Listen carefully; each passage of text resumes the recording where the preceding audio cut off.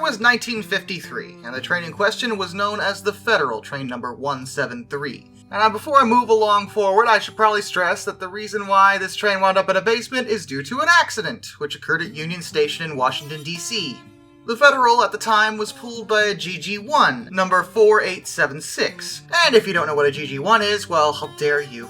First of all. Second of all, the GG1 is arguably one of the most famous electric locomotives in history. It had one of the longest careers of any locomotive of its type, 50 years to be precise, and it has a very distinctive design. Even if you don't know what a GG1 is offhand, if you're a casual rail fan, you've probably seen it before. It is an incredibly famous locomotive type, and it was my grandfather's favorite, actually, so it's naturally one of my favorites as well. The GG1 4876 was pulling a passenger train of about 16 cars long, consisting of coaches and Pullman sleeping cars. It's traveling down the East Coast and wound up in Baltimore before its final stop, which would have been Union Station. The train accelerated to about 80 miles per hour, and as it approached the station, the engineer, Henry W. Brower, decided to slow the train down, as was common practice when approaching a station. I mean, that makes sense. Except the train didn't really slow down at all. It just kind of kept going. It did slow a little bit to about 60 miles per hour, but this was still way too fast. Brower, realizing something was not right, activated the emergency brakes, which slowed it to 50 miles per hour. Which, great. That's also bad. We're still out of control here and heading straight towards Union Station. Now, Brower had a few options here that he could have taken into account, and in many situations like this, an engineer and the crew in general would commonly try to ditch. But this was a passenger train, and instead of abandoning the passengers, as a lot of engineers have done to save their own lives, Brower decided to ride this one out. He laid on the horn, trying to warn the station of what was going on, and get the attention of the tower and the train yard that they were about to pass through. The tower operator, John Freeney, did notice the Federal, coming in way too fast, diverted it onto track 16, which would minimize damage, and then alerted the station that there was a runaway on track 16. One of the clerks had picked up the phone, Ray Klopp, and received Feeney's message. When he looked out the window and saw the gigantic GG1 barreling towards the station, he screamed, and I quote here, "Run for your lives!" And he and the rest of the clerks ran out as quickly as they could. While this was going on, the conductor on board the train, Thomas J. Murphy, ran through the entire train from end to end, shouting at the passengers to get as low as they could, and brace for the inevitable impact. In its last moments, Engineer Brower threw the train into reverse, trying to slow it as much as he possibly could. Now, if you're wondering why he didn't do this sooner, well, there's a few reasons. First of all, generally, you don't want to do reverse thrust on a train even if it's out of control. This is down to physics. It'll cause wheel slip, which will make the train a lot more unstable and lead to possible derailment. And also, if a train's moving forward and suddenly the engine wants to go backward that quickly, well, I'll tell you this. Press two straws together on a table. You ever notice how they'll just go one direction or the other? Pretty much the same deal here. It would force the train into a very unstable predicament. But given the situation, Brower didn't have a lot of options.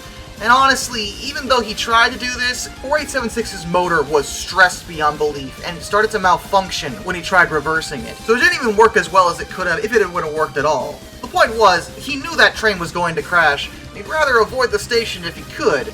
Unfortunately, he couldn't. The train plowed through Union Station and putting all its weight on the concrete floor. The floor, which was absolutely in no way designed to hold a train, immediately collapsed. The GG1 and a couple of the cars wound up in a massive hole in the basement. There was a work crew in the basement just a few seconds before this happened, but they had just left for a coffee break, which probably saved their lives. So basically what I'm saying is, next time your boss gets on your case about taking too many breaks, remind him or her that a train could barrel through the wall at any moment. And coffee saves lives, I guess. I don't know. They were lucky. Very lucky. Speaking of dumb luck, you're never gonna believe this, because I still don't believe it. Nobody died. I know, right? Like, the train plowed through the station. The engineer and the crew stayed on board. There were a ton of people inside the station and on the train, and nobody died. Now, a few people were hurt, most were minor, and a few did have to stay for overnight hospitalization after the crash, but at the end of the day, nobody died as a result of the accident. Engineer Brower, out of all people, actually walked away with no injuries. The dude who plowed through the wall in the train and fell into the basement wasn't hurt at all. So did the fireman, who was also on board. He was fine too. Everyone was fine. Insanity. The train was also an unexpected feature event for NBC News, because at the time, live news broadcasts were still fairly new. And NBC News used this new technology to report on the accident only a little over an hour after it happened, which was quite the achievement back then.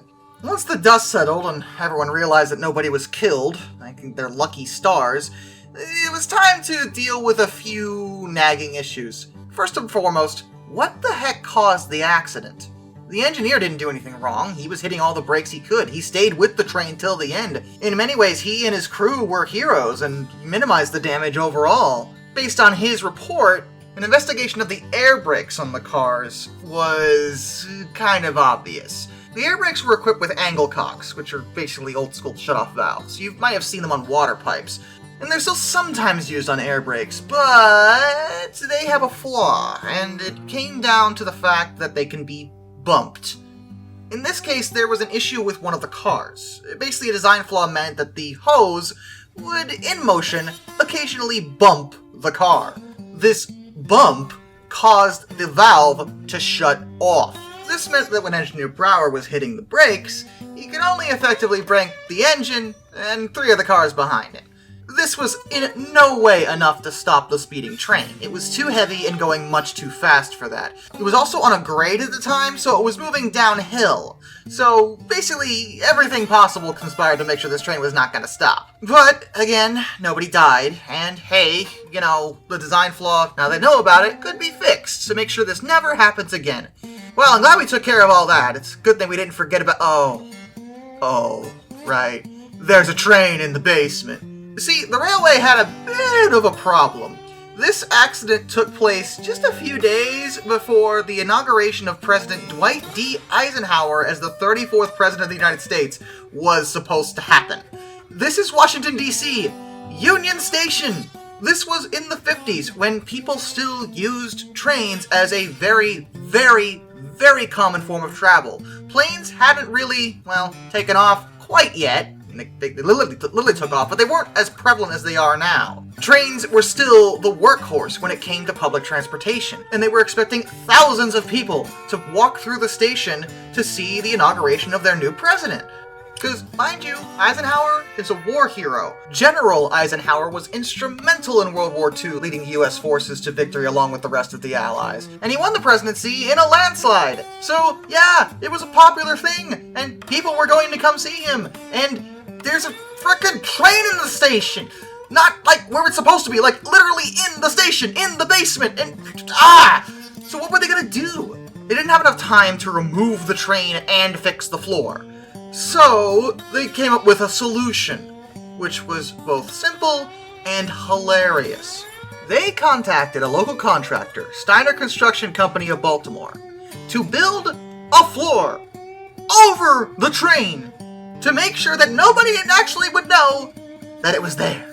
And Steiner Construction, let me tell you, these boys earned their paychecks. They did this in 2 days. Not only did they build the wooden floor, but they covered it in quick-drying asphalt to obscure any suspicion about the situation. Without NBC News reporting on it, nobody probably would have known there was ever an accident at all. And I bet you most of them didn't realize the train was still down there. President Eisenhower was sworn in as the 34th President of the United States without any kind of mishaps, besides the train thing.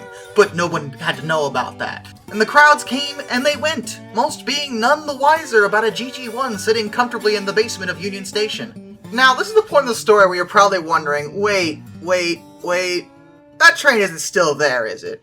They would not have left it in there. And as much as it would humor me to be able to tell this story that way, and say that they just left the train there and it's still there to this day, unfortunately, it's not quite like the rest of the trains we talked about that have gone to weird locations. They did not just leave 4876 in the basement. Because, as it turns out, they used the basement for things, and it was kind of in the way. So once the crowds were gone, the temporary floor was ripped back up, and they removed 4876 from its place in the basement of Union Station. Now, GG1s are huge, so this was kind of a project. They actually had to cut it up into pieces in order to get it out of there. And once it was out, Pennsylvania Railroad looked at the thing and decided, believe it or not, and I can't believe this either, it was salvageable. Like, no, it really would have been more expensive to replace the whole thing than repair it. Now, it needed extensive repairs. A ton of things were broken on it. Even the frame was damaged, and usually when frames are gone, that's it. But no, even with that, it was still 1/3 of the cost for a replacement to actually repair the thing. 4876 went through such an overhaul that it's arguable if it even is the same train anymore. Like, they replaced so much on it. Most of the core things were salvageable, but a lot of the exterior had to be repaired and replaced. But it came out looking like new, and remained in service for another 30 frickin' years, and is still around! No, seriously, 4876 currently resides at the Baltimore and Ohio Railroad Museum. It survived into preservation. This train, that barreled through a station, fell into its basement, stayed there for the inauguration of a president, and was somehow taken back out and fixed, also lived into preservation. You absolute legend. Now, the sad part of the story is that unfortunately 4876 is currently in a state of disrepair. This is because there was an original plan to doll it up for static display, but the B&O Railroad Museum's roundhouse actually suffered a roof collapse, and they took a ton of damage to a lot of their displays as a result, so their priorities were switched over from restoring 4876 to restoring everything else. Currently, as far as I'm able to tell, it's still sitting out there, outside in the weather, kind of going into a state of rust and decay. It's been vandalized a few times, and it's not really looking as pretty as it could, but hopefully someday B&O will decide to bring it inside and actually doll it up the way I think it deserves, because let's be fair, again I gotta state this, absolute legend! So with that, till next time, this is Darkness, and I bid you all a fond farewell. And don't forget to like and subscribe! This is 2 buttons! Gah!